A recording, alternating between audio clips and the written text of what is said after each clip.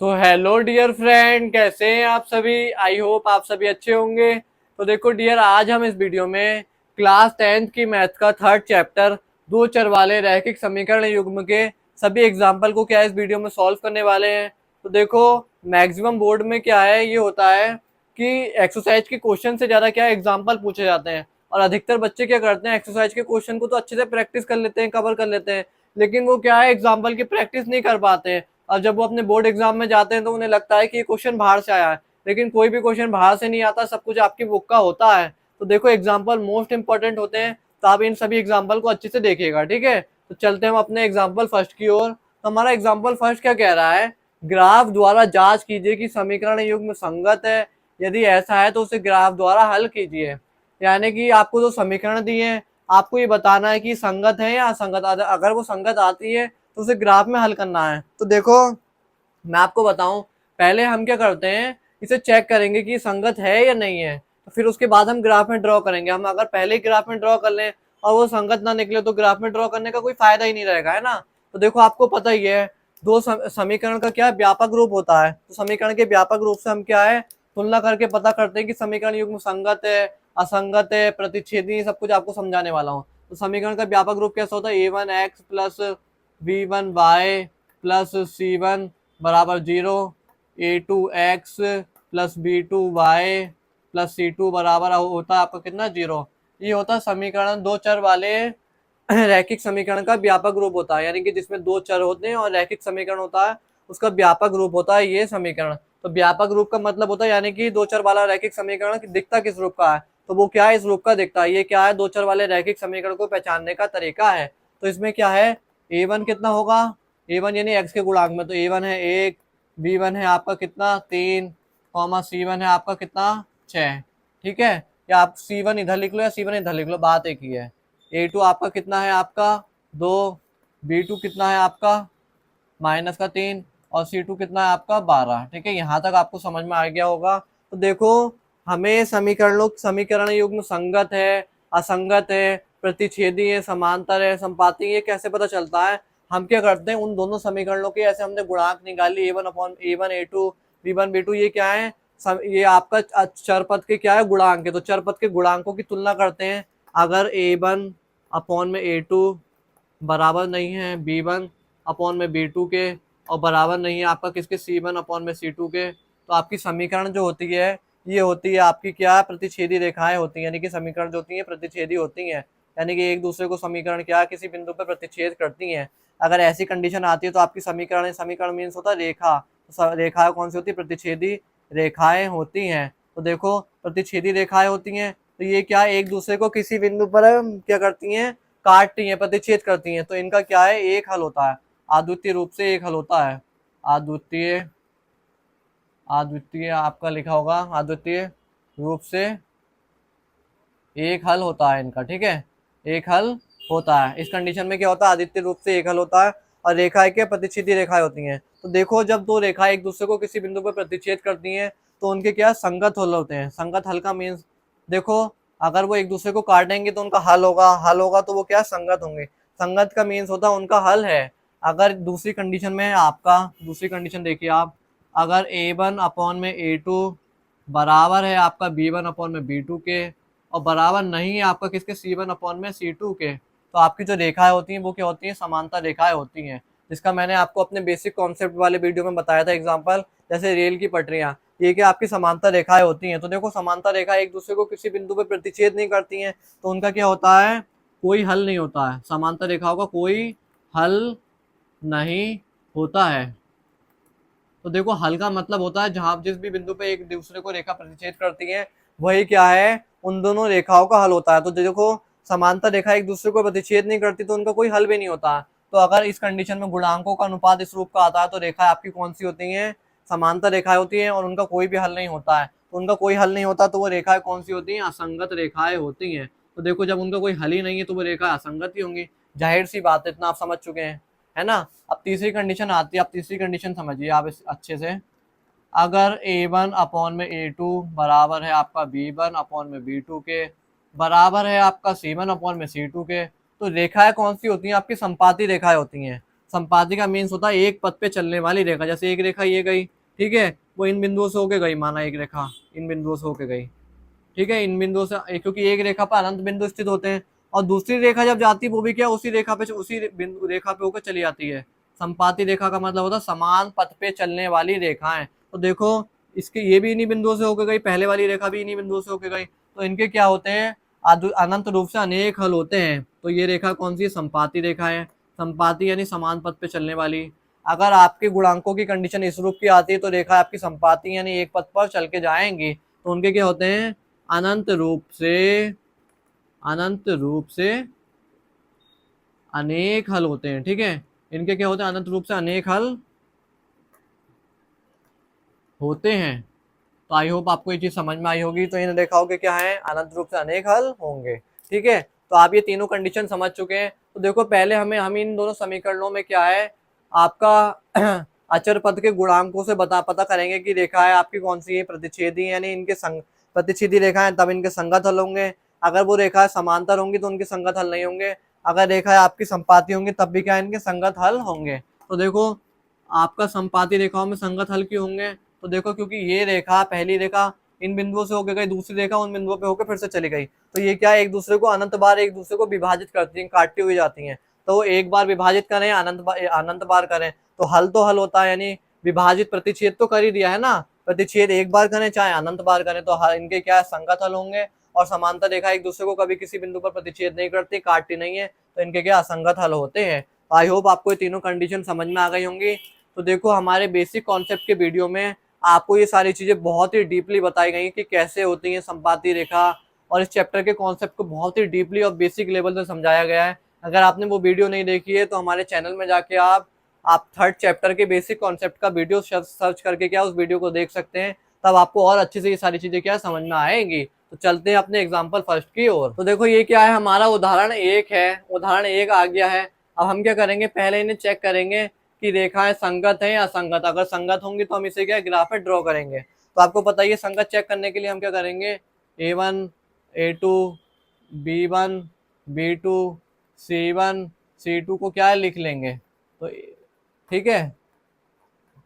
तो A1 होगा आपका 1, A2 होगा आपका 2, B1 होगा आपका 3, B2 होगा आपका -3, C2 होगा आपका 6 और C1 होगा आपका 6, C2 होगा 12। हम क्या करेंगे, लिखेंगे गुणांकों के अनुपात की तुलना करने पर, अनुपातों की तुलना करने पर।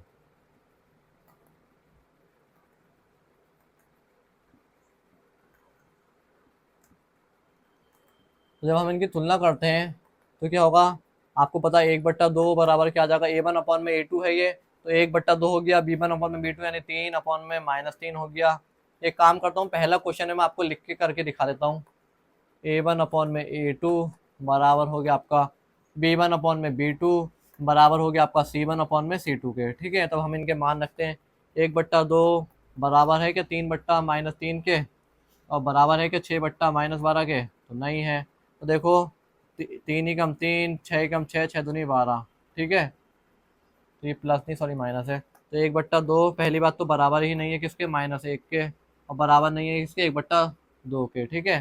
तो ये क्या आपने क्या देखा कि A1 अपॉन में A2 is not equal to B1 upon में B2 is not equal to C1 upon में C2, यानी कि B1 अपॉन में B2 बराबर नहीं है C1 अपॉन में C2 के, ठीक है। तो हम क्या लिखेंगे, दी गई समीकरण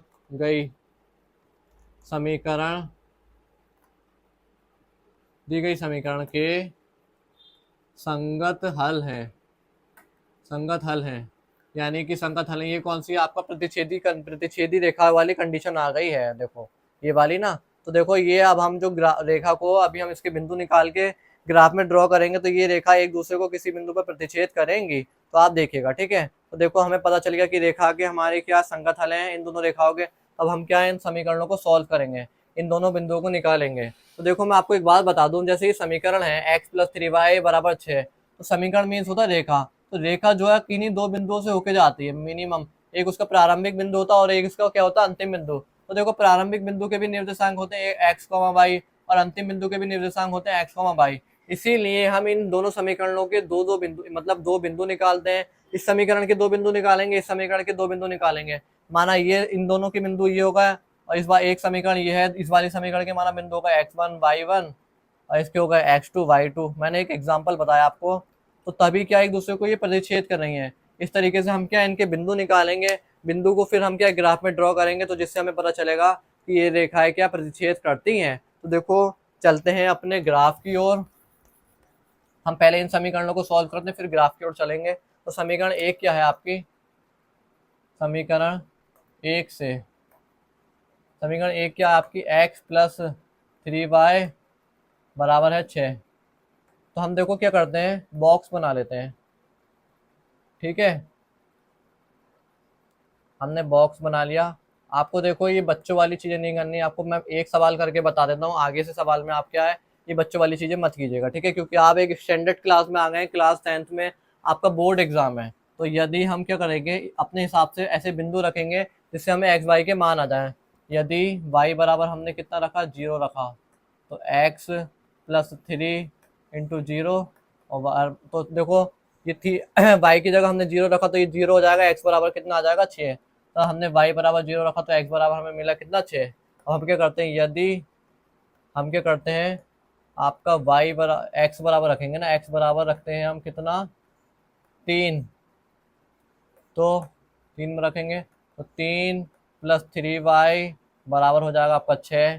तो 3y बराबर हो जाएगा आपका कितना, ये 3 प्लस का तो हो जाके माइनस हो जाएगा, 3 रह जाएगा, तो y इसके गुणा का इसके बट्टे में आ जाएगा, तो y बराबर आ जाएगा सीधे सीधे 1। ठीक है, यहाँ तक आपको समझ में आ गया। तो हमने x बराबर रखा कितना 3 और y बराबर हमें कितना मिला 1। ठीक है, यहाँ तक आपको समझ में आई। समीकरण 1 के दो बिंदु निकल गए। हम क्या करेंगे, समीकरण 2 के बिंदु निकालेंगे, समीकरण 2 से निकालेंगे। तो समीकरण 2 क्या हमारी 2x माइनस 3y बराबर 12 है।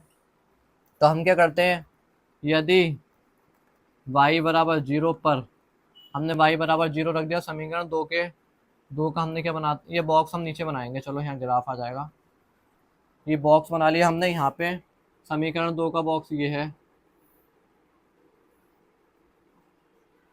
यदि x, y, यदि हम क्या रखते हैं y बराबर 0 रख रहे हैं, तो 2x माइनस 3 इंटू वाई की जगह 0 बराबर 12। तो देखो ये वाला पार्ट तो 0 हो गया और 2x बराबर आ गया सीधे सीधे आपका कितना 12, तो x बराबर आपका कितना आ गया सीधे सीधे 6। यहाँ तक आपको समझ में आ गया। यानी कि हमने y बराबर 0 रखा तो x बराबर हमें मिला कितना 6। तो हम क्या रखते हैं, x बराबर रखते हैं, x बराबर रखेंगे हम कितना 3। x बराबर 3 पर जब हमने x बराबर 3 रखा तो हमें y बराबर कितना मिलेगा, ये है समीकरण हमारी। तो 2 इंटू एक्स की जगह रखा 3 माइनस 3y बराबर 12। तो देखो माइनस का 3y हो जाएगा, ये 3 दूनी 6, ये और ये हो जाएगा, या एक काम लिख लो 6 बराबर 12 और माइनस का 3y बराबर हो जाएगा आपका, ये प्लस का 6 उधर जाके माइनस हो जाएगा 12 माइनस 6। तो माइनस का 3y बराबर हो जाएगा आपका कितना 6 और y बराबर आपका कितना हो जाएगा 6 बट्टे में माइनस का 3 यानी कि माइनस का 2। ठीक है, तो y बराबर हमें कितना मिला 2 माइनस का वो भी। तो देखो ये हमने क्या कर रहे हैं, ये दोनों समीकरणों के दो दो बिंदु निकाले हैं। अब आपका क्वेश्चन आएगा कि सर आपने x बराबर कहीं पे 1 रखा, कहीं 2 रखा, कहीं 0 रखा, तो ये कैसे पता चलेगा। तो देखो आपको ऐसे मान रखते हैं जिससे आपका x और y का मान इजीली निकल जाए, आपको ज़्यादा कैलकुलेशन ना करनी पड़े या आपके मान ज़्यादा बड़े ना हो जाए। अगर सोचो x का मान 50 आएगा, 20 आएगा, 30 आएगा, तो हमें क्या 30 तक लाइन को ड्रॉ करना पड़ेगा और ग्राफ को बनाने में हमें क्या डिफिकल्टी होगी। ग्राफ तो वही बनेगा लेकिन थोड़ी डिफिकल्टी होगी। तो हमें ऐसी संख्याओं को देखना है जिससे संख्या छोटी हो और ग्राफ को हम इजीली क्या ड्रॉ कर पाए। तो देखो एक्स वाई के मान आप अपने अकॉर्डिंग कुछ भी रख सकते हैं, मुझे ये सुटेबल लगे तो मैंने ये रखे। तो चलते हैं अपने ग्राफ की ओर।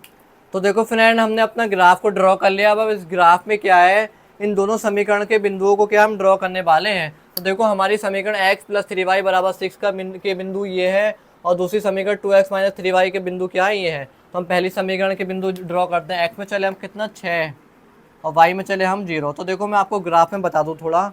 ग्राफ में हमारे पास दो तल होते हैं, एक x तल होता है, एक y तल होता है। x वाले तल पे के बीच में जहाँ से आपके दोनों चारों तल स्टार्ट होते हैं उस बिंदु के निर्देशांक होते हैं 0,0, जिसे हम बोलते हैं मूल बिंदु।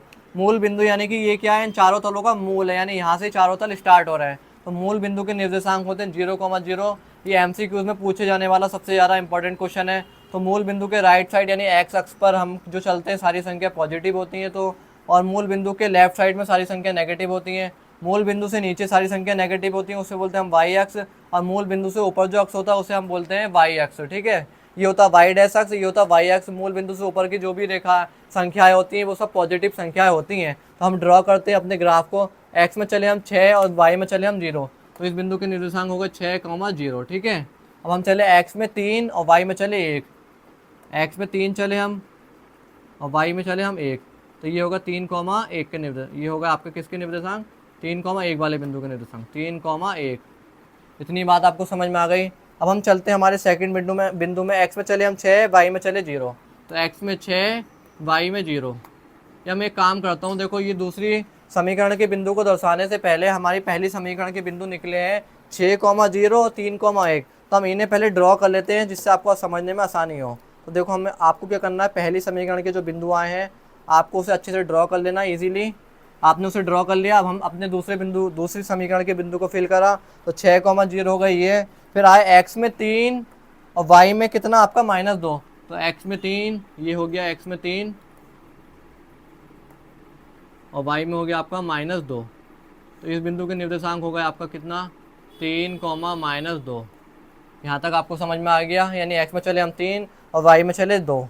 तो हमारे दूसरी समीकरण 2x - 3y वाले समीकरण के बिंदु क्या है?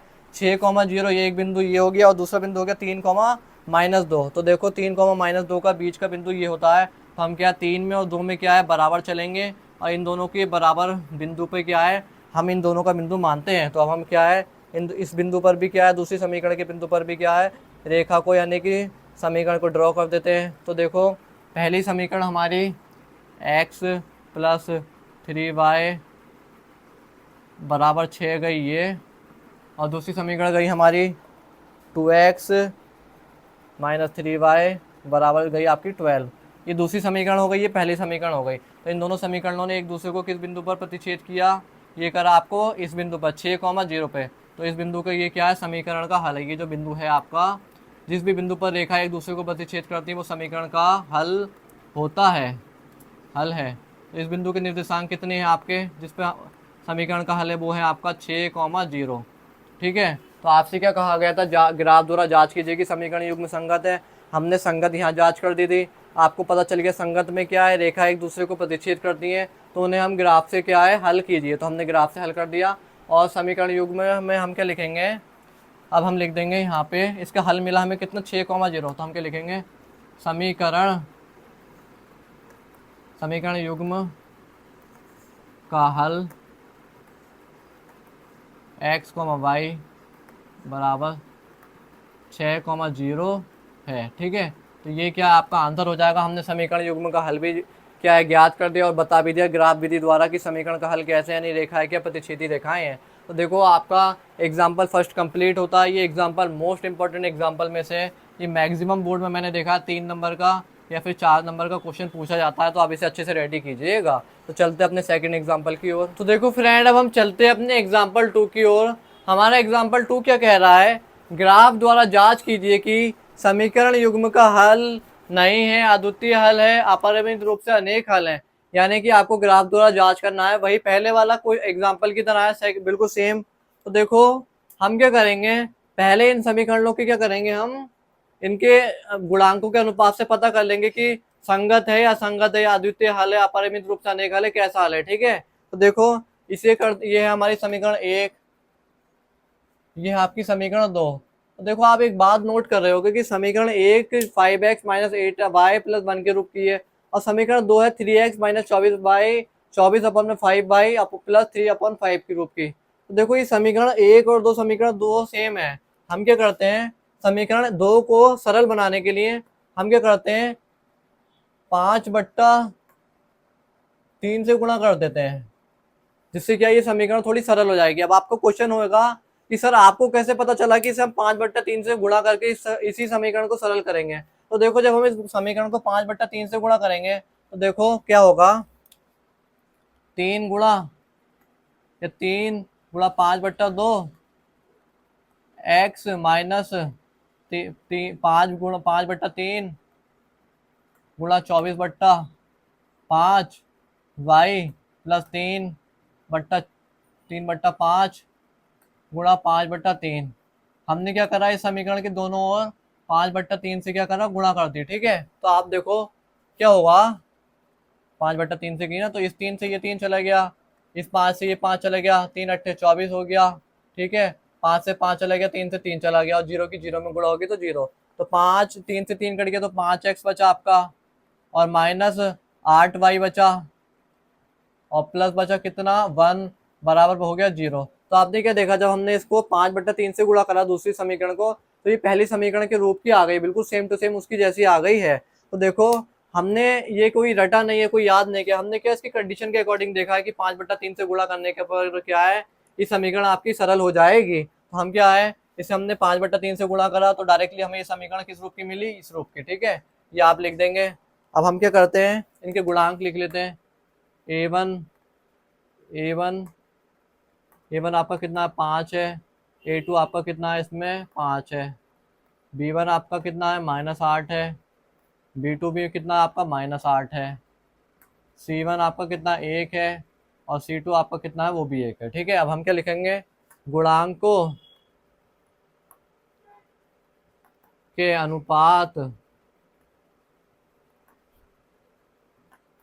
अनुपातों की तुलना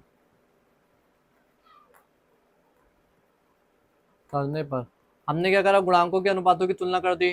तो 5/5 बराबर हो गया -8/8 और बराबर हो गया 1/1।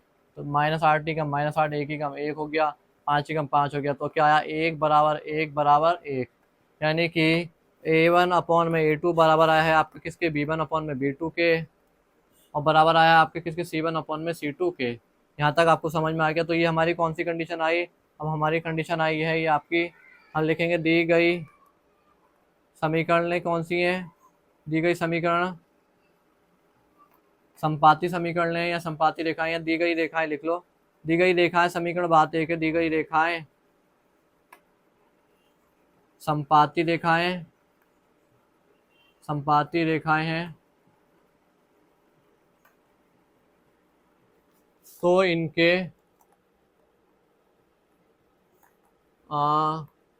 अपरिमित, तो इनके अपरिमित रूप से अनेक हल होंगे। तो इनके क्या होंगे, अपरिमित रूप से अनेक हल होंगे। ठीक है, तो आपको ये पता चल गया है। तो देखो ये रेखा है, इन दोनों रेखाओं को जब आप ग्राफ में ड्रॉ करोगे सेम है, यानी एक रेखा के ऊपर क्या दूसरी रेखा चली जाएगी। ठीक है, तो देखो अगर हम इसे ग्राफ में ड्रॉ करेंगे तो ये एक के ऊपर एक चली जाएगी, और इससे हमें यहीं से पता चल गया कि इन रेखाओं के क्या अपरिमित रूप से अनेक हल हैं। और आप अगर ग्राफ ड्रॉ करना चाहें तो कर लीजिएगा, बाकी ये क्या है, ऐसे भी करेंगे तो आप इस क्वेश्चन का सॉल्यूशन है। तो हमें क्या पता करना था, इसके अद्वितीय हल है या अपरिमित रूप से अनेक हल है। तो हमें पता चल गया रेखा है क्या है, संपाती रेखा निकली, क्योंकि ये कंडीशन आ गई। तो इनके क्या होंगे, अपरिमित रूप से अनेक हल होंगे। तो चलते अपने एग्जाम्पल 3 तो देखो फ्रेंड, अब हम चलते हैं अपने 3rd चैप्टर के एग्जाम्पल 3 पे। तो हमारा एग्जाम्पल 3 क्या कह रहा है, चंपा एक सेल में कुछ पैंट और स्कर्ट खरीदने गई। जब उसकी सहेलियों ने पूछा कि प्रत्येक कितने नग खरीदे, यानी कितनी पैंट और शर्ट खरीदी, तो उसने उत्तर दिया कि स्कर्ट की संख्या खरीदी गई पैंटों की संख्या की 2 गुनी से 2 कम है। और दूसरी कंडीशन में उसने उत्तर दिया कि स्कर्ट की संख्या खरीदी गई पैंटों की संख्या से 4 गुनी है, से 4 गुनी से 4 कम है। तो सहेलियों को ये जानने के लिए सहायता कीजिए कि चंपा ने कितनी पैंट और स्कर्ट खरीदी। तो देखो मैं आपको इस क्वेश्चन में बताऊं, चंपा नाम की एक गर्ल्स है जो क्या किसी सेल में अपने लिए पैंट और स्कर्ट खरीदने गई है। तो उसकी फ्रेंड्स ने उससे पूछा कि चंपा आपने कितनी पैंट खरीदी और कितनी स्कर्ट खरीदी।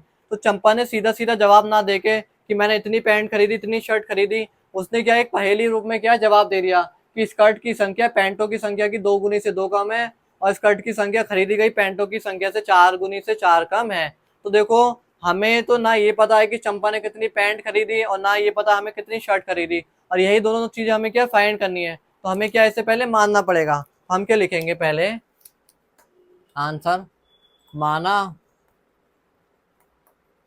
चंपा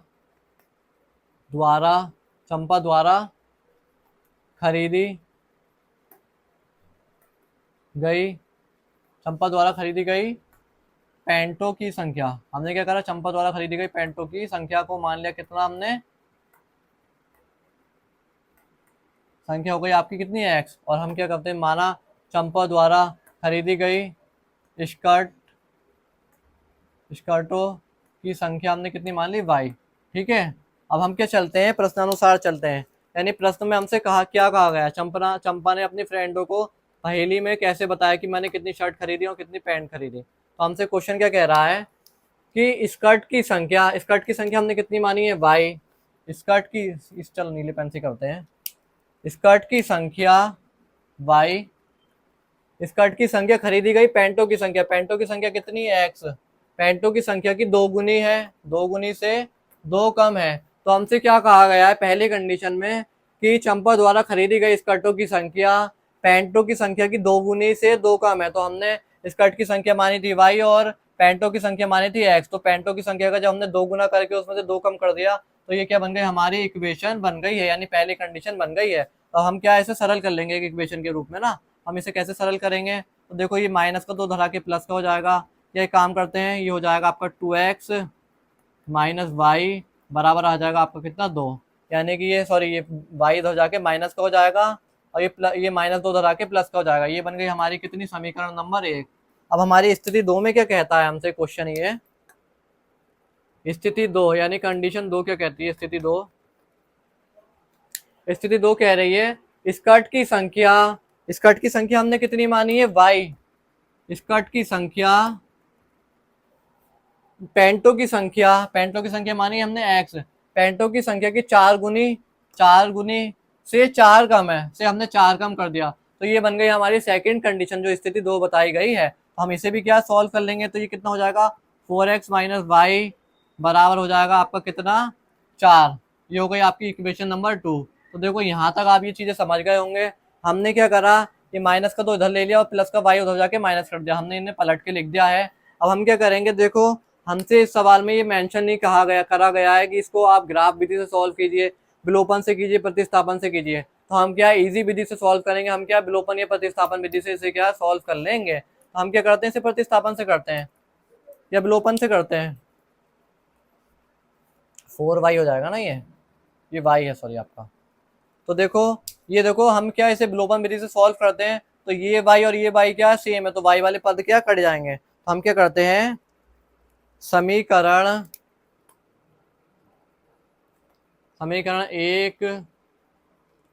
2 में से समीकरण 1 को घटाने पर, हम समीकरण 2 में से समीकरण 1 को क्या है, घटा रहे हैं। ठीक है, समीकरण 2 क्या है हमारी, 4x माइनस वाई बराबर 4 है, और समीकरण 1 क्या है, 2x माइनस वाई बराबर कितनी है, 2 है। तो देखो जब भी हमें किसी चिन्ह को क्या है विलोपन विधि में काटना होता है, विलोप करना होता है, तो हम क्या उसको घटाते हैं। ठीक है, अगर चिन्ह उनके समान है, जैसे हमें बाय वाले पद को क्या है हमें काटना है, विलोप करना है, और इनके पद समान है, तो हम इसे क्या हमेशा घटाते हैं। तो घटाने में क्या चिन्ह परिवर्तित हो जाते हैं, तो ये प्लस है तो ये माइनस हो जाएगा, ये भी माइनस हो जाएगा और ये भी माइनस हो जाएगा। तो देखो प्लस माइनस वाले प्लस हो जाएंगे और प्लस वाले माइनस हो जाएंगे। तो प्लस का वाई वो माइनस का वाई और प्लस का वाई कैंसिल आउट हो जाएगा। 4x में से 2x चला जाएगा, बचा आपका 2x, और आपका 4 में से 2 चला जाएगा, बचा 2। तो x बराबर आ गया आपका कितना, सीधे सीधे 1। ठीक है, यानी कि आपका पेंटो की संख्या कितनी मिल गई, x बराबर 1। तो हम क्या करेंगे, इस x का मान अब यहाँ करते हैं, इसका आगे का x का मान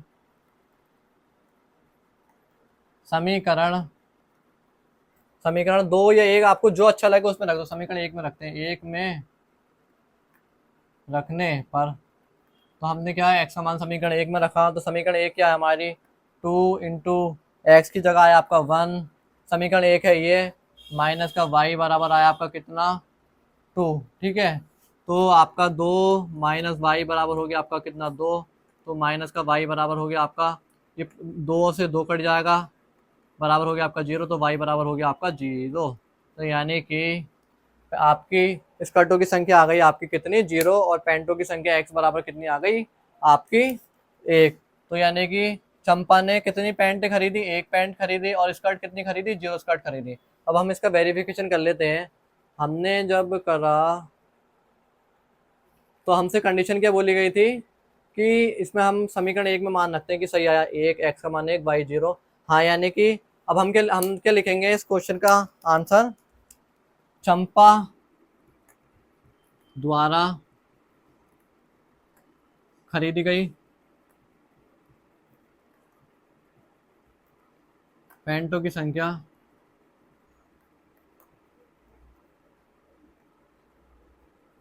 एक है। ठीक है, हम लिखेंगे चंपा द्वारा खरीदी गई स्कर्टों की संख्या 0 है। ठीक है, तो आई होप आपको ये क्वेश्चन समझ में आया हो।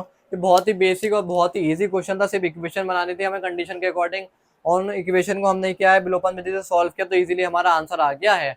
अगर आप इसे ग्राफ विधि से सॉल्व करेंगे थोड़ा लेंथी जाएगा क्वेश्चन, लेकिन जब हमसे ग्राफ विधि से सॉल्व करने के लिए बोला ही नहीं है तो हम क्या इजी मेथड से कर लेते हैं। तो चलते अपने एग्जाम्पल 4 की ओर। तो देखो फ्रेंड, अब हम चलते हैं अपने एग्जाम्पल 4 की ओर। तो हमारा एग्जाम्पल 4 हमसे क्या कह रहा है, प्रतिस्थापन विधि द्वारा निम्न रैखिक समीकरण युग्मों को हल कीजिए। यानी बहुत ही बेसिक और बहुत अच्छा क्वेश्चन है। यानी प्रतिस्थापन मेथड से क्या आपको इन दोनों इक्वेशन को सॉल्व करना है और एक्स वाई का मान निकालना है। तो देखो, आपको पता ही है प्रतिस्थापन विधि में हम क्या करते हैं, किसी दो एक चर को क्या अलग करते हैं, उसका मान एक प्रतिस्थापित कर देते हैं, दूसरी जगह आपका क्या है चेंज कर देते हैं, भेज देते हैं, और उस मान को क्या हम दूसरी समीकरण में रख के क्या है एक्स और वाई के मान निकाल लेते हैं।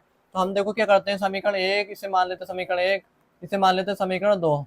हम क्या करेंगे, समीकरण एक से समीकरण एक से चलते हैं। तो समीकरण एक क्या हमारी 7x माइनस का 50 y बराबर 2। ठीक है, हम क्या करेंगे, किसी एक चर को अलग कर लेंगे। प्रतिस्थापन का मतलब होता है किसी एक चर को एक स्थान से दूसरी जगह प्रतिस्थापित कर, बदल कर, भेज कर आपको किसी एक चर का मान निकालना होता है। तो हम क्या करते हैं, एक्स का मान निकालते हैं। इसमें 7x बराबर हो गया 2 प्लस 15y, एक्स बराबर हो गया आपका कितना 2 प्लस 15y अपॉन में कितना हो गया आपका 7। ठीक है, यहाँ तक आपको समझ में आ गया।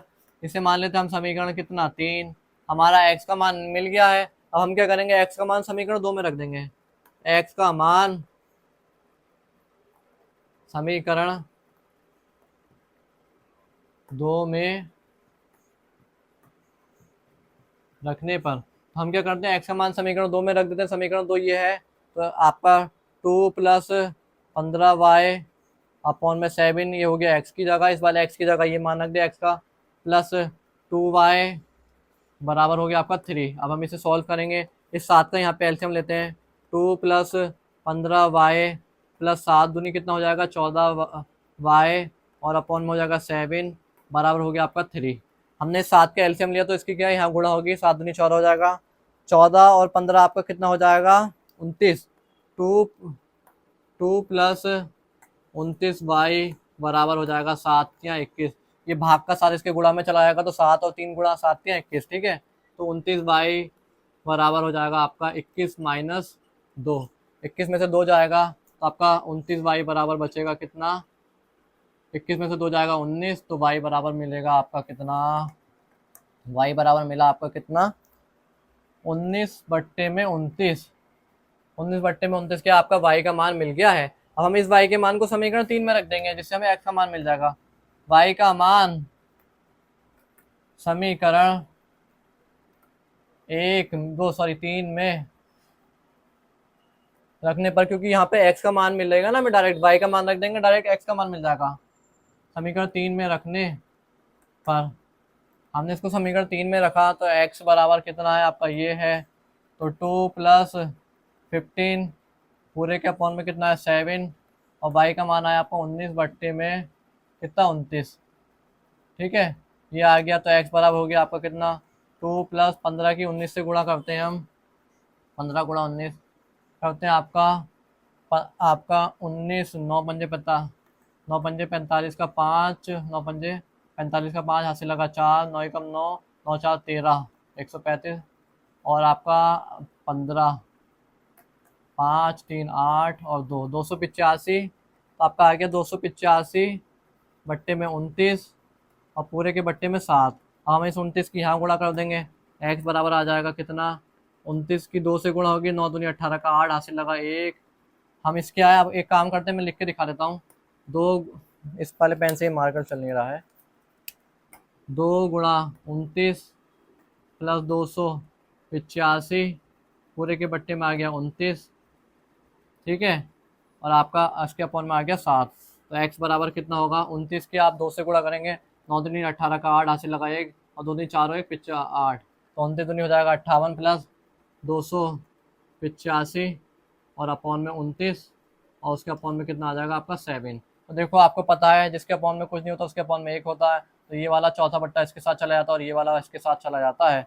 तो इस अगले स्टेप में क्या हो जाएगा आपका 285 में जब आप कितना जोड़ेंगे 58 को जोड़ेंगे तो 8 8 और 5 कितना होता है 13 हासिल लगा 1, 9 और 5 14, 14 और 2 हो गया आपका 14 का 1 हासिल लगा 1 और 3 333 हो गया, ये जोड़े सॉरी 343 और आपका अपॉन में आ जाएगा 29 गुणा 1 अपॉन में 7। इसके आप गुणा कर देंगे, इसको आप ये कट जाएगा 7 से कट जाएगा, 7 7 कम 7 तो 7 चौक 28 28 और बचा 6 7 नीम 63।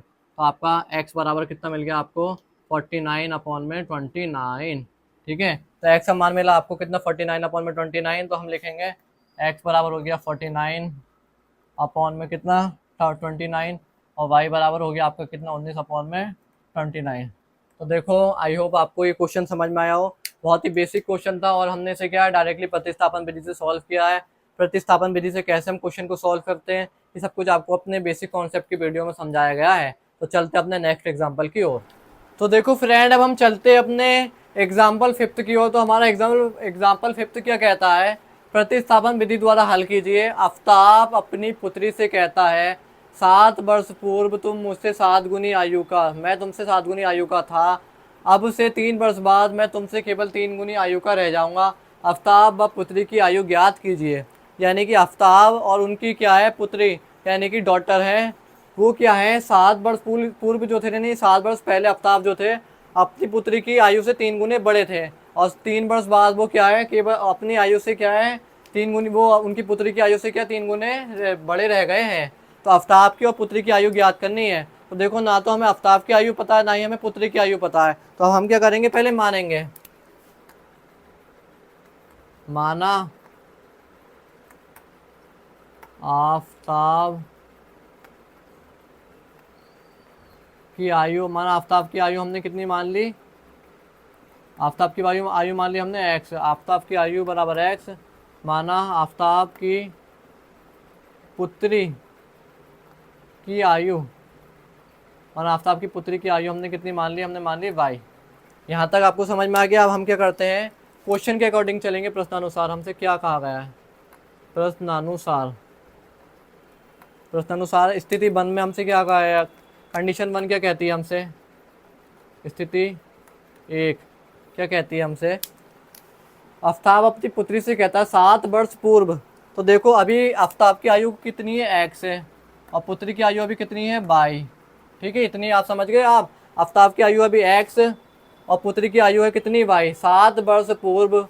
पूर्व यानी पहले, यानी 7 वर्ष पहले हमने 7 वर्ष कम कर दिए, तो पुत्री की आयु में से भी हमने 7 वर्ष कम कर दिए, क्योंकि अभी करंट में आफ्ताब की आयु है x और पुत्री की आयु है y। हमसे कितने 7 वर्ष पहले की बात चल रही है, तो हमने दोनों की आयु में से 7 वर्ष कम कर दिए। 7 वर्ष पूर्व मैं तुमसे 7 गुनी आयु का था, यानी कि आफ्ताब की आयु कब मिलेगी 7 वर्ष पूर्व की, जब आप पुत्री की आयु का कितना कर देंगे 7 गुना कर देंगे। इतनी बात आपको समझ में आ गई। अब हम इसे सॉल्व कर लेते हैं। x माइनस 7 बराबर 7y माइनस का 7 7 49। तो देखो ये x माइनस 7 हो जाएगा, x माइनस 7y। ठीक है, और ये माइनस का 7 उधर जाके हो जाएगा प्लस का, तो माइनस का 49 और प्लस का 7। ठीक है, तो x माइनस 7y बराबर आपका कितना हो जाएगा 7 7 42, यानी कि माइनस का 42 हो जाएगा। ये बन गई हमारी इक्वेशन नंबर 1। हमने स्थिति 1 से क्या बनाई, ये इक्वेशन 1 बनाई। आफ्ताब 7 वर्ष पूर्व मैं तुमसे 7 गुनी आयु का था, यानी मैं अपनी तुम्हारी आयु का 7 गुना करोगे तो उतना बराबर था। अब हम क्या चलते हैं, स्थिति 2 क्या कहती है, कंडीशन 2, स्थिति 2, अब से 3 वर्ष बाद, अभी आफ्ताब की आयु कितनी है x है और पुत्री की आयु कितनी है y, तो अब से 3 वर्ष बाद, यानी 3 वर्ष हमने आगे कर दिए, पुत्री की में भी कर दिए और आफ्ताब में भी कर दिए। अब से 3 वर्ष बाद मैं तुमसे केवल 3 गुनी आयु का रह जाऊंगा, यानी कि पुत्री की आयु का जब हमने 3 गुना करा तो आफ्ताब की 3 गुनी आयु क्या है, अब से 3 वर्ष बाद की आयु मिल जाएगी। ये आपको समझ में आ गया। तो हम करेंगे x + 3 बराबर 3y + 3 3 9, ये 3y इधर आ जाएगा, x - 3y और आपका ये 9 - 3 हो जाएगा, ये प्लस का 3 उधर जाके माइनस हो जाएगा, x - 3y बराबर हो जाएगा 9 में से 3 जाएगा, बचा आपका 6। इसे ये बन गई हमारी समीकरण 2। तो देखो हमसे कहा गया है कि आपको प्रतिस्थापन विधि से इस सवाल को सॉल्व करना है। तो हम क्या करेंगे, समीकरण 1 से कर लेते हैं। चलो पहले समीकरण 1 से चलते हैं हम। समीकरण 1 से चले हम। तो समीकरण 1 क्या है हमारी, x - 7y बराबर कितनी है आपकी, -42 है।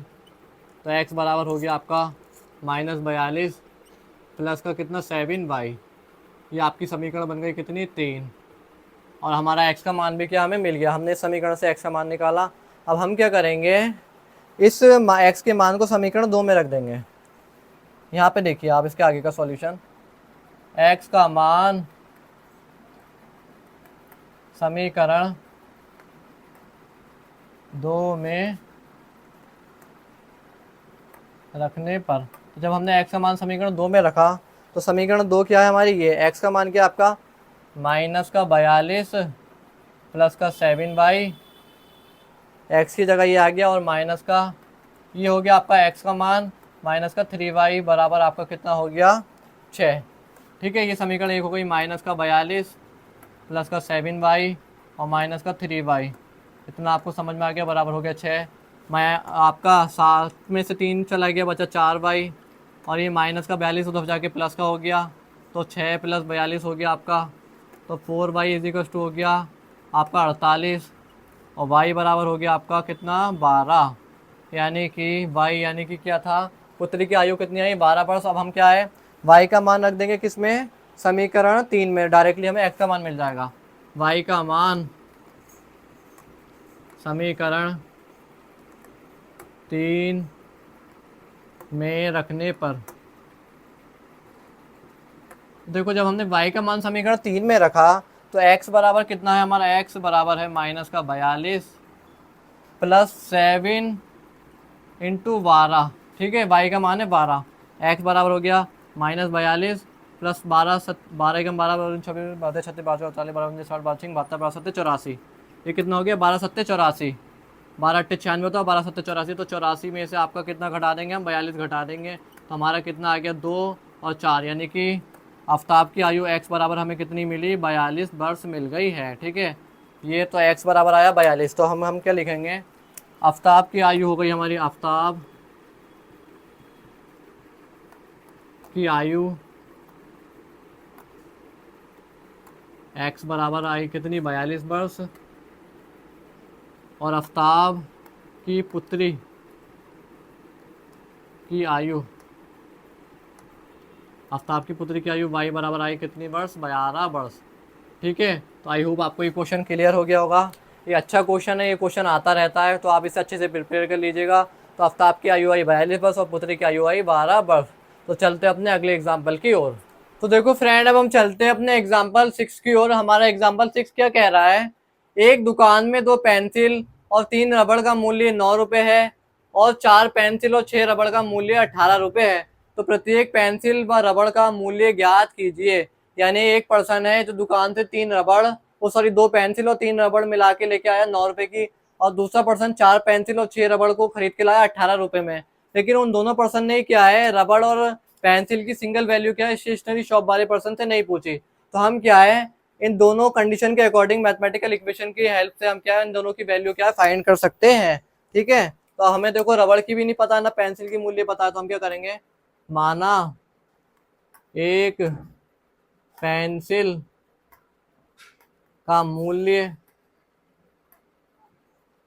बराबर हमने मान लिया x, और माना एक रबड़ का मूल्य हमने कितना मान लिया, 22 रुपये। ठीक है, अब हम क्या चलते हैं, क्वेश्चन के अकॉर्डिंग चलते हैं, प्रश्नानुसार। यानी हमसे प्रश्न क्या कह रहा है, प्रश्नानुसार। प्रश्नानुसार हमारी स्थिति 1 क्या कहती है, स्थिति 1 कहती है आपकी क्या, कि 2 पेंसिल और 3 रबड़। तो एक पेंसिल का मूल्य हमने कितना माना, x, तो 2 पेंसिल का हो गया 2x, एक रबड़ का मूल्य मांगा आपने y, और 3 रबड़ का हो गया 3y। तो वो कितने रुपए है आपका, 9 रुपए है। ये बन गई आपकी इक्वेशन नंबर 1। और फिर स्थिति 2 क्या कहती है आपकी कि 4 पेंसिल, तो एक पेंसिल का मूल्य है x, 4 पेंसिल का हो गया 4x, और 6 रबड़ बराबर कितने की है, 18 रुपए की है। ये बन गई आपकी इक्वेशन 2। ये कैसे बनी, ये बनी आपकी क्या, स्थिति 2 से, स्थिति 2 से, यानी कंडीशन सेकंड में हमसे इस तरीके से बताया गया था।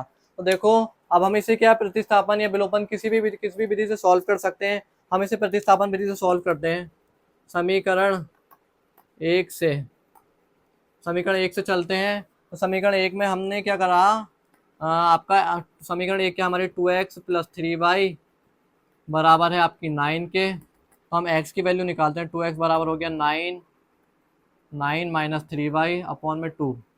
तो x की वैल्यू हमारी कितनी आ गई, देखो ये प्लस का 3 उधर जाके माइनस का, ये 2 गुणा का इसके बट्टे में, तो x की वैल्यू आ गई आपकी 9 - 3y अपॉन में 2। ये हो गई आपकी इक्वेशन नंबर 3।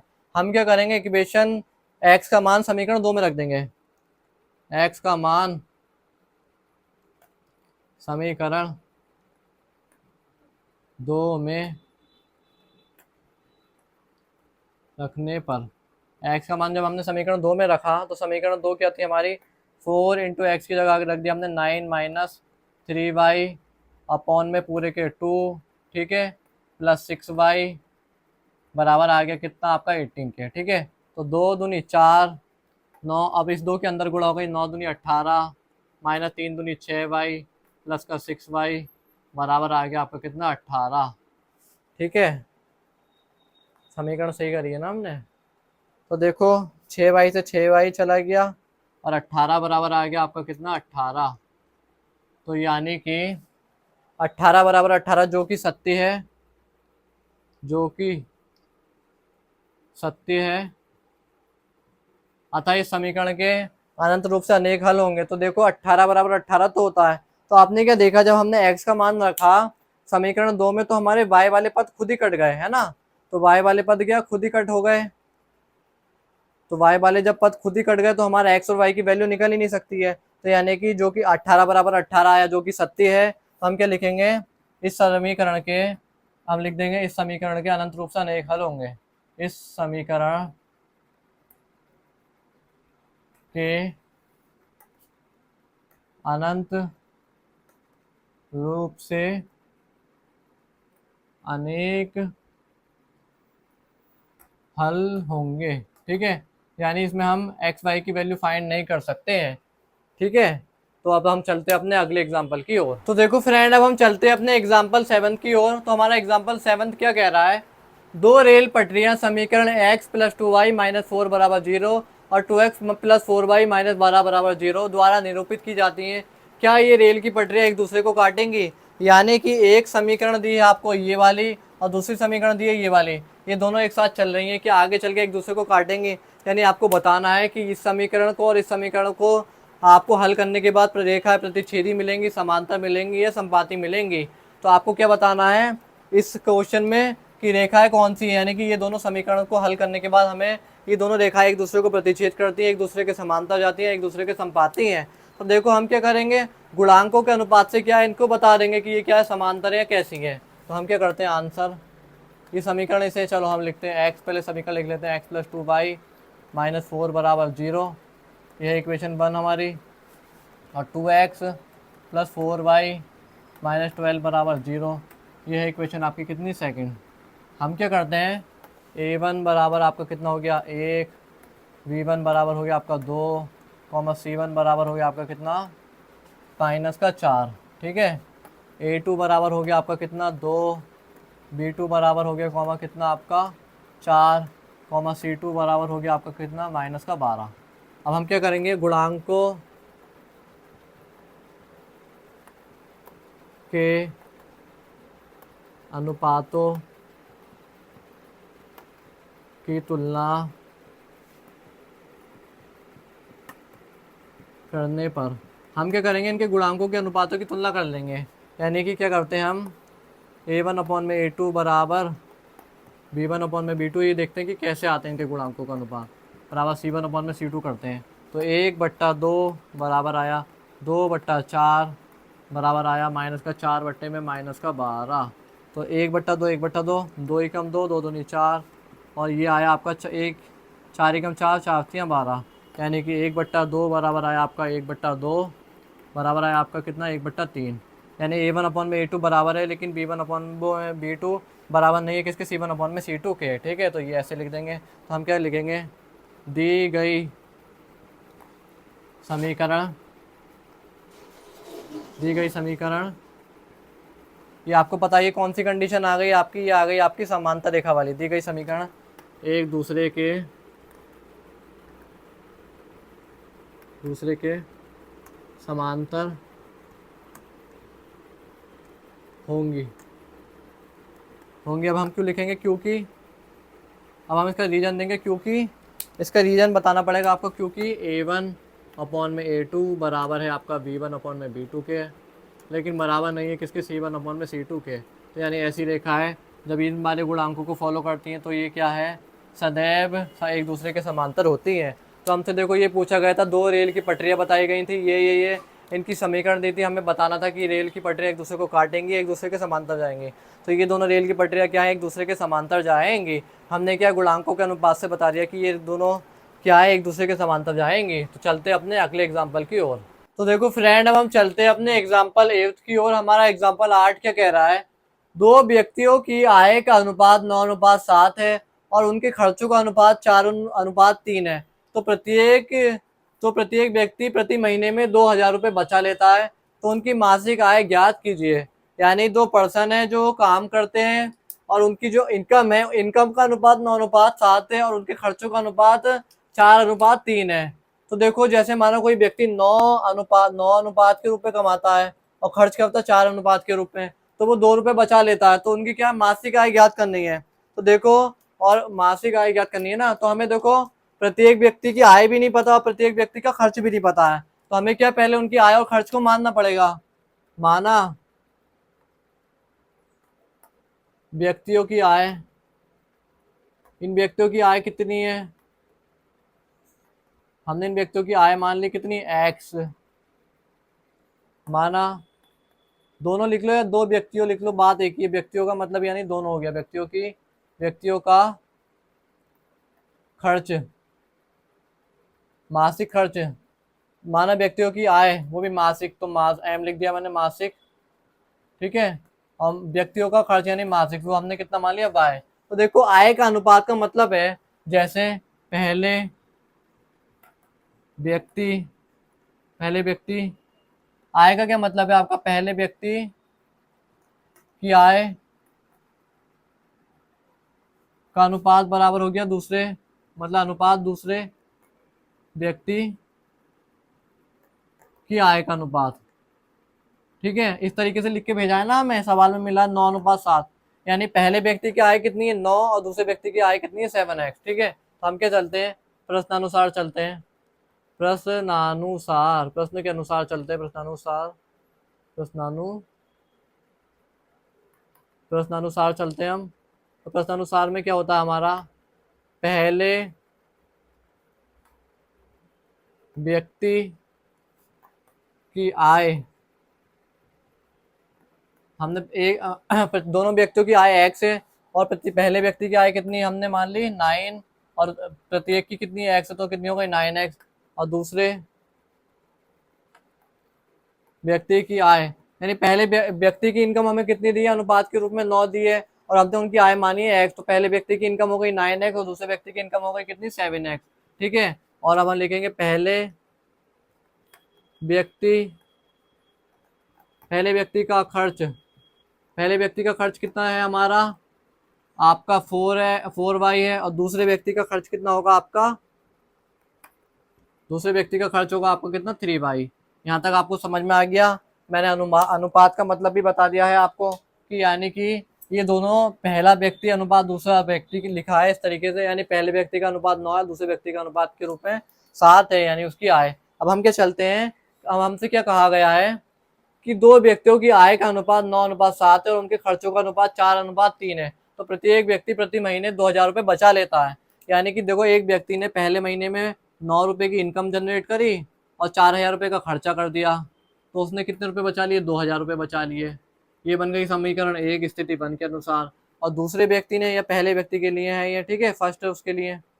और दूसरे व्यक्ति के लिए, दूसरे व्यक्ति ने इनकम जनरेट करी कितने की, 7x की, और खर्च कर दिए कितने, 3y रुपये खर्च कर दिए, तो उसने बचा लिए कितने, 2000 रुपये। तो आपको आई होप ये चीज़ समझ में आ गई होगी। देखो, हमें व्यक्तियों की आय का अनुपात दिया था, लेकिन हमें उनकी आय नहीं पता थी। आय और आय के अनुपात में अंतर होता है। तो आय के अनुपात को हमें दिया था 9:7। तो हमें देखो, हमने प्रत्येक व्यक्ति की, दोनों व्यक्तियों की आय मान ली x और दोनों व्यक्तियों का खर्चा मान लिया y। तो उनकी पहले व्यक्ति की आय कितनी हो जाएगी अनुपात के रूप से, 9x, और दूसरे व्यक्ति की हो जाएगी 7x। और दोनों का खर्चे का अनुपात कितना, 4:3। तो पहले व्यक्ति का खर्च हो जाएगा 4y और दूसरे व्यक्ति का हो जाएगा 3y। ठीक है, हमने कंडीशन बना ली, एक व्यक्ति ने 9x रुपये कमाए और 4y रुपये खर्च कर दिए, तो 2000 रुपये बचे उसके। दूसरे व्यक्ति ने 7x रुपये कमाए और 3y खर्च कर दिए, तो उसे भी 2000 रुपये बचे। अब हम क्या है, इसे विलोपन विधि से सॉल्व कर लेंगे इजीली। तो हम क्या करते हैं, समीकरण 1 को 3 से व समीकरण 2 को 4 से गुणा करके समीकरण 1 में से 2 को घटाने पर करके समीकरण 1 माइनस समीकरण 2 करने पर, मैंने देखो ये चीज़ आपको लिख के दिखा दी। हम क्या करेंगे, हम क्या करते हैं, y वाले पद को काट देते हैं। तो समीकरण 1 को क्या है, हम कितने से 3 से गुणा करेंगे। तो ठीक है, तो हम लिखते हैं समीकरण 1 को हमने 3 से गुणा किया, तो 9 कितना हो गया आपका, 27x माइनस का 4 12y, और बराबर हो गया आपका कितना, 3 से गुणा किया तो 2000, 3 दूनी 6000 हो गया आपका। ठीक है, और समीकरण 2 को हमने कितने से गुणा किया, 4 से, तो 7 चौक 28 x माइनस 4 12 y, और बराबर हमने कितने से किया, 4 से गुणा किया, तो 4 दूनी 8, 8000। अब हम देखो, हमें y वाला पद को क्या है, काटना है। तो हम क्या करेंगे, इसे घटा रहे हैं। समीकरण 2 ये थी, समीकरण 2 को हमने क्या करा पहले, वो सॉरी, समीकरण 1 ये थी, समीकरण 1 को हमने 3 से गुणा कर दिया, समीकरण 2 को हमने 4 से गुणा कर दिया। अब हम इन्हें क्या घटाएंगे, तो घटाने में देखो क्या चिन्ह परिवर्तित होते हैं। तो ये माइनस का ये प्लस का हो जाएगा, ये प्लस का ये माइनस हो जाएगा, ये प्लस का ये भी माइनस हो जाएगा। तो प्लस का माइनस का 12y प्लस का 12y बराबर क्या हो जाए, कट जाएंगे। और आपका 28x में से एक 27x चला जाएगा, बचेगा माइनस का x। और आपका माइनस के 8000 में से 6000 चले जाएंगे, माइनस का 2000 रुपये आपका बचेगा। तो माइनस चिन्ह से माइनस चिन्ह कैंसिल, तो x बराबर आ गया आपका सीधे सीधे कितना, 2000 रुपये। ठीक है, ये चीज़ आपको पता चल गई। अब हम क्या करेंगे, x का मान समीकरण 1 या 2 किसी में भी रख देंगे। ठीक है, x का मान समीकरण 1 ये थी, 1 में रखते हैं, 1 में या 2 में रखते हैं, 2 आसान है 2 में रखने पर। तो देखो, जब हम x का मान समीकरण 2 में रखते हैं, तो 7 इंटू एक्स की थोड़ा छोटा छोटा लिखते हैं, 7 इंटू एक्स की जगह आया 2000। ठीक है, माइनस का 3y बराबर आ गया आप कितना, 2000। ये समझ गए आप, 7 दूनी 14000 माइनस 3y बराबर हो गया आपका 2000। तो देखो, ये 14000 प्लस का उधर जाके माइनस हो जाएगा, माइनस का 3y बराबर हो जाएगा 2000 माइनस 14000। तो जब 14000 में से 2000 जाएगा तो आपका कितना बचेगा, 12000, वो भी किसका, माइनस का। तो माइनस चिन्ह से माइनस चिन्ह कैंसिल, y बराबर आ जाएगा सीधे सीधे आपका 12000 बट्टे में 3, यानी कि कितना आ जाएगा, 4000। तो देखो, प्रत्येक व्यक्ति हमें y बराबर कितना मिल गया आपका, 4000। ठीक है, खर्च मिल गया हमें 4000 और इनकम मिल गई हमें कितनी, 2000। तो हमें देखो, अब क्या लिखेंगे, इतना आपको समझ में आ गया है। अब हम लिखते हैं, यहाँ पे बोर्ड में जगह भी नहीं है, तो देखो मैं ये लिख देता हूँ इस तरीके से।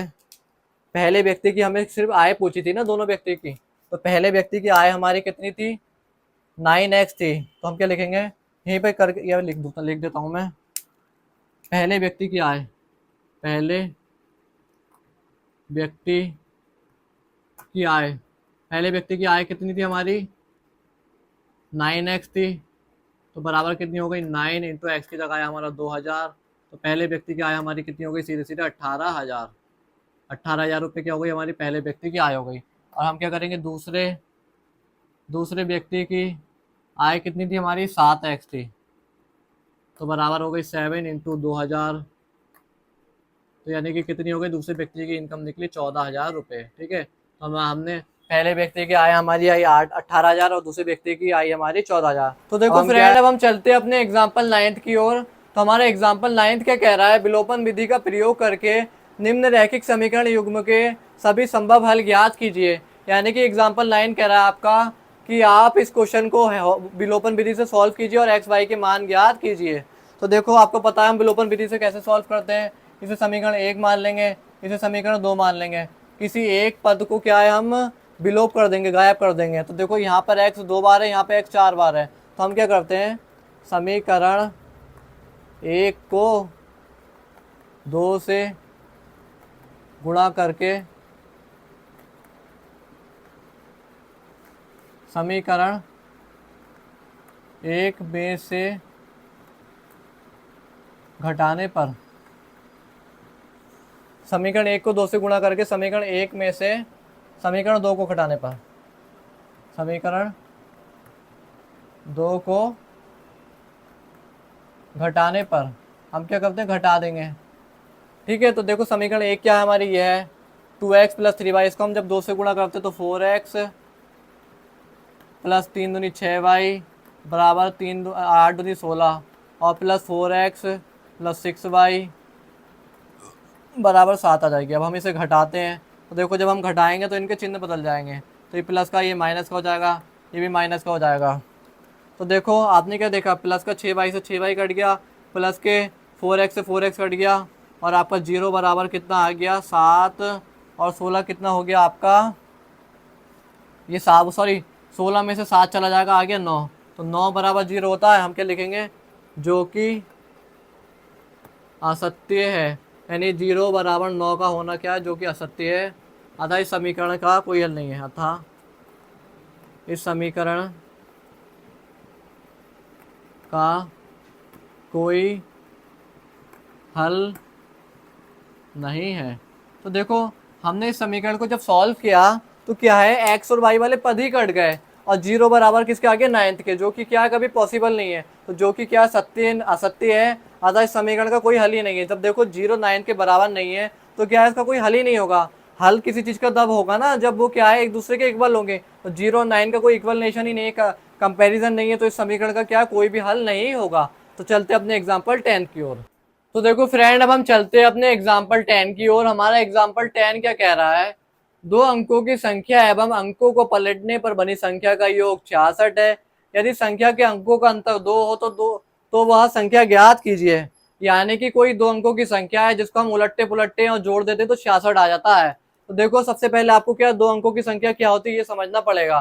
तो देखो 1 अंक की संख्या होती है हमारी 9 और 2 अंकों की सबसे छोटी संख्या होती है 10। तो 2 अंकों की संख्या क्या है, 10 से स्टार्ट होती है और 99 पर क्या है, समाप्त होती है। यानी कि 99 जो है 2 अंकों की सबसे बड़ी संख्या है। तो इनमें से ही कोई एक संख्या है 2 अंकों की जिसके अंकों का योग क्या है, 66 है। यानी इसकी एक कंडीशन दी गई है। तो माना हमने 2 अंकों की संख्या ले ली, कोई कितनी ले ली, माना 22 ले ली। तो देखो इसे हम क्या बोलते हैं, इकाई अंक बोलते हैं, इकाई अंक।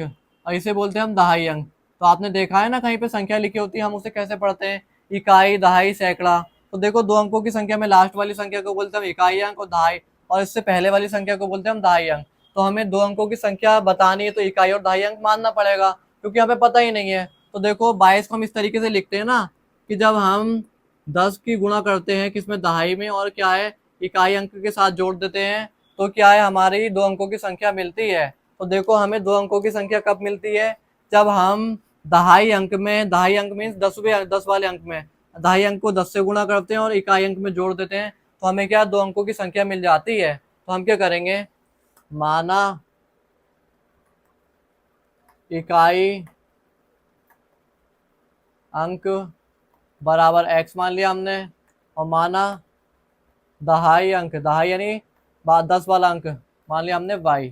ठीक है, तो देखो अब हम चलते हैं क्या, प्रश्नानुसार। क्वेश्चन में हमसे क्या कहा गया है, प्रश्नानुसार अगर कोई संख्या देखो हमें 2 अंकों की होगी तो उसमें क्या इकाई अंक भी होगा और दहाई अंक भी होगा, जो क्या हमने मान लिया है। तो देखो क्वेश्चन के अनुसार चलते, 2 अंकों की संख्या एवं उसके अंकों को उलटने पर, तो दो अंकों की संख्या, तो क्या है, इकाई क्या है हमारा, इकाई है x, और जब हमने उसमें क्या है, दो अंकों की संख्या क्या हो गई आपकी 10y। यानी कि जब हम इकाई अंक में दहाई अंक को 10 से गुणा करके लिख देते हैं तो वो क्या, दो अंकों की संख्या बन जाती है। 22 को हम इस तरीके से लिख सकते हैं 10 गुणा 2 प्लस 2, तो 2 क्या है इसमें, इकाई अंक है, आपको पता ही है इकाई अंक है, और 10 क्या वो, और दो ये वाला 2 क्या दहाई अंक है। तो हम दो अंकों की संख्या को कैसे लिखते हैं, जब इकाई अंक के साथ दहाई अंक को 10 के साथ गुणा करके जोड़ दिया जाता है तो वो क्या है, दो अंकों की संख्या बन जाती है। तो ये बन गई हमारी दो अंकों की संख्या।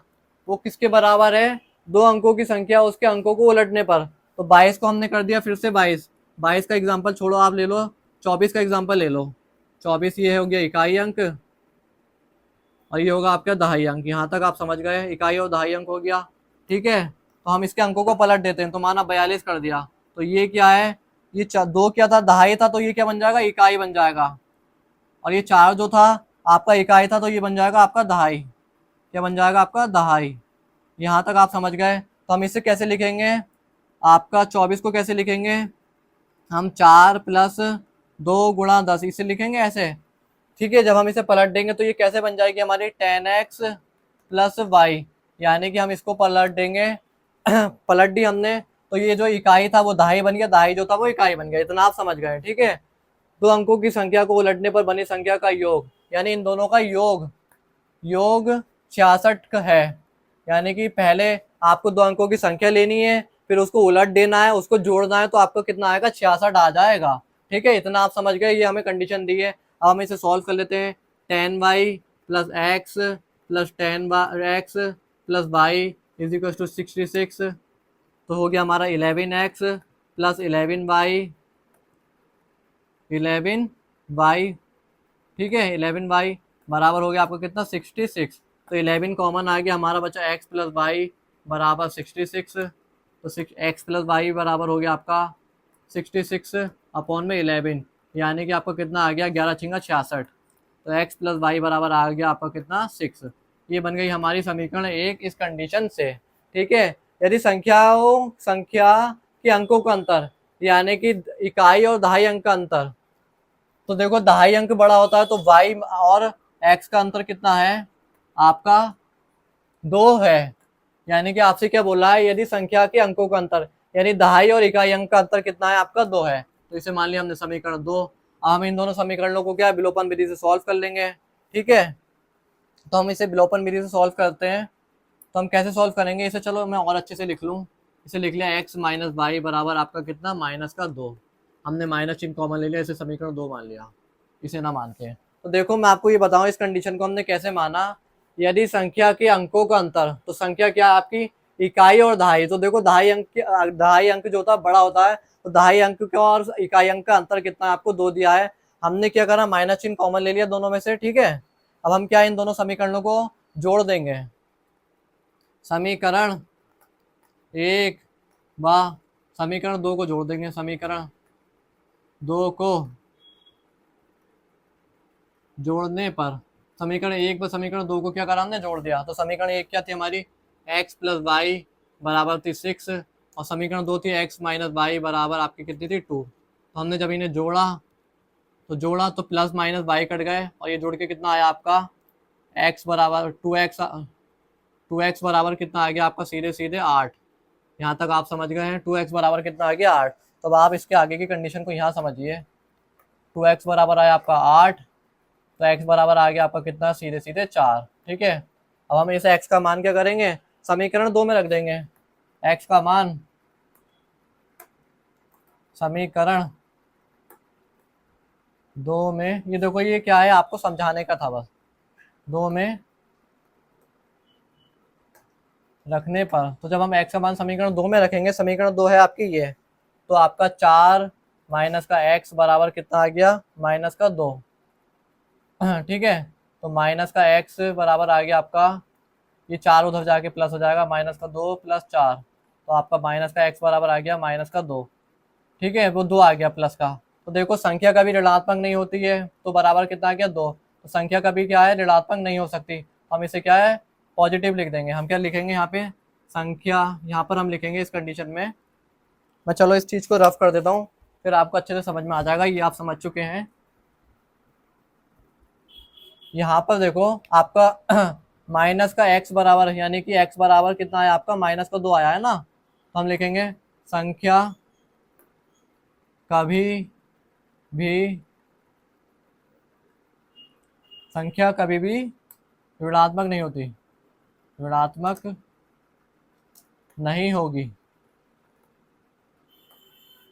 इस इस तथ्य पर, यानी कि इस कंडीशन में संख्या क्या आपकी माइनस की हो ही नहीं सकती। ठीक है, तो हमारी क्या आ गई, अब हम लिखेंगे दो अंकों की संख्या, दो अंकों की संख्या, दो अंकों की संख्या आपकी कितनी आ गई आपका कितनी हो गई आपकी इकाई और दहाई, यानी कि आपकी वाई एक्स आ गई, इकाई और दहाई, इकाई आता है फिर आपका और दहाई आता है, तो वाई वाई कितना आया आपका, वाई आया आपका 4 और एक्स आया 2, तो हमारी दो अंकों की संख्या क्या है वो 42 है।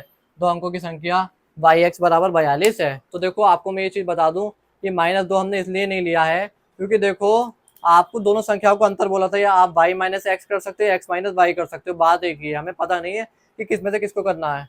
तो देखो संख्या इस कंडीशन में ऋणात्मक की नहीं होगी, तो हम ऋणात्मक चिन्ह क्या छोड़ देंगे, यहाँ पे लिख देना आप एक बार ऋणात्मक चिन्ह माइनस वैल्यू छोड़ने पर, माइनस वैल्यू छोड़ने पर। ठीक है, तो आई होप आपको ये एग्जांपल समझ में आ गया होगा। अगर ये वीडियो आपको थोड़ा भी हेल्पफुल लगा हो तो प्लीज़ वीडियो को लाइक सब्सक्राइब कमेंट जरूर कीजिएगा और अपने फ्रेंड के साथ शेयर जरूर कीजिएगा।